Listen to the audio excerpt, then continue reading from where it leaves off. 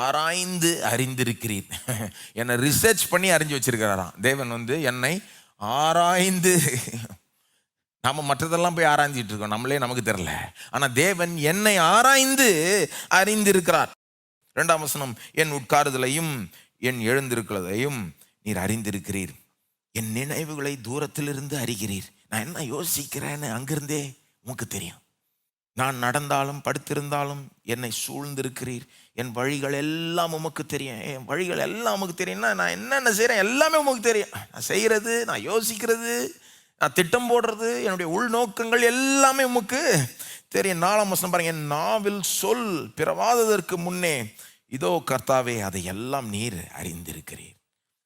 4ஆம் வசனம் திரு விவிலியம் மொழிபெயர்ப்பில் இப்படி வருது, ஆண்டவரே என் வாயில் சொல் உருவாகும் முன்பே அதை முற்றிலும் அறிந்திருக்கின்றீர். ஆயத்திறந்து நான் அடுத்தது எந்த வார்த்தை சொல்ல போறேன்னு தேவனுக்கு தெரியும். எனக்கே தெரியலனா கூட அவருக்கு நான் என்ன யோசிக்கிறேன்னு தெரியும்.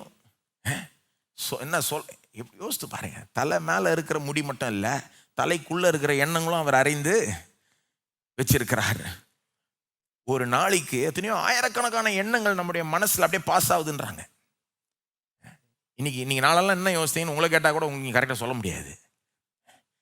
ஆயிரக்கணக்கான எண்ணங்கள், நம்முடைய எண்ணங்களை தூரத்திலிருந்தே தேவன் அறிந்து வச்சிருக்கிறார். நம்ம என்ன யோசிச்சோம், என்ன யோசிக்க போறோம், என்ன பேசணும், என்ன பேச போறோம், அடுத்தது என்ன சொல்ல போறோம், அந்த சொல் அந்த நாவல உருவாரத்துக்கு முன்னாலே அறிந்து வைத்திருக்கிறார். இவ்வளவு ஆழமாய் நம்மை அறிந்து வைத்திருக்கிறார். நம்மை பற்றி எல்லாத்தையும் அறிந்து வச்சிருக்கிறார், ஒவ்வொரு நுணுக்கத்தையும் அறிஞ்சு வச்சிருக்கிறார். இது ஏங்க முக்கியம்? இப்ப நாம பிரச்சனைகள் மத்தியில் இருக்கிறப்போ இதை எப்படி அப்ளை பண்ணிக்கலான்றதை கொஞ்சம் பார்க்கலாம். தேவனுக்கு எல்லாமே தெரியும், ஓகே, எல்லாத்தையும் அறிஞ்சு வச்சிருக்கிறார், என்னையும் அறிஞ்சு வச்சிருக்கிறார். அகலமா இருக்கு, ஆழமா இருக்கு அவருடைய அறிவு. என்ன அப்படி அறிஞ்சு வச்சிருக்கிறார். இது ஏன் இப்படி நம்ம இதை பற்றி இன்னைக்கு பேசுகிறோம்? இது நம்ம பிரச்சனைகள் மத்தியில் இருக்கிறப்போ நமக்கு எப்படி இது பயனுள்ளதாக இருக்கும்? இந்த சத்தியம் சொல்கிற பாருங்க. பிரச்சனைகள் மத்தியில் இருக்கிறப்போ நமக்கு எப்படி தோணுது? அநேக நேரம் என் பாடு யாருக்குமே தெரியல, யோசிக்கிறோம்ல, நான் என்ன பாடுபடுறேன்னு யாருக்குமே தெரியல. Nobody knows what I am going through சொல்லுவாங்க. யாருக்குமே தெரியாதுங்க, எப்பேற்பட்ட கஷ்டத்தில் நான் இருக்கிறேன்னு யாருக்குமே தெரியாது. ஒருவேளை யாருக்குமே தெரியாமல் இருக்கலாம், ஆனால் தேவனுக்கு தெரியும், கர்த்தருக்கு தெரியும். நீங்க படுற பாடும் கஷ்டமும் கர்த்தருக்கு தெரியும்.